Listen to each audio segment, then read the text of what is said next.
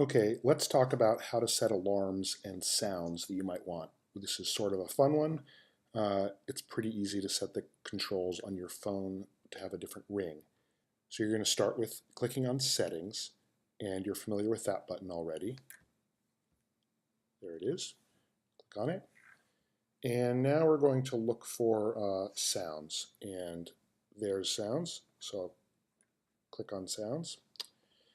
And this is where we have a few settings. You might want to imitate what I have here. So I set vibrate on ring to be on and vibrate on silent to be on. I like what this means is in addition to there being a sound, you will have the phone vibrate. Maybe you don't like it. It buzzes. You'll feel it if it's in your pocket. If it's sitting on a table or desk, you'll sort of sense it vibrating. Vibrate on silent means even if you're on mute, so you've turned on mute, say like that, it will still vibrate.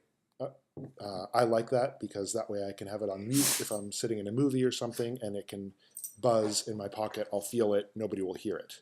So that's what vibrate on silent means. But of course, you can turn those things off. If you turn vibrate on ring off and vibrate on silent off, it will never vibrate.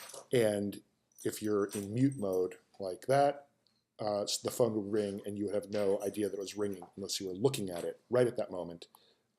That might not matter if you're in a movie or something, but that's what those controls do. Okay, so let's skip this ringer and alerts part. Don't worry about that too much. You can leave it as it is. All you need to know is if you're using the countdown timer or an alarm, if you're using the timer for cooking purposes, that would be like, we've seen this before, in your stopwatch or maybe your timer, like say you're cooking and you want to use this timer here. That's going to make a ring. When that ring goes off, the sound is going to be, the volume will be controlled by this as opposed to other volume controls like this. So whereas we've gone over a few ways to control volume, this one here is the one and only way to control the volume of your alarm and timer sounds. Okay, let's not worry about change with buttons. And now let's look at all these sounds and vibration patterns.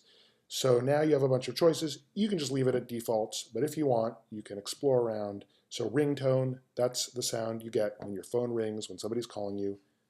Mine makes a classic sound, chime. But you can look through all these other ones.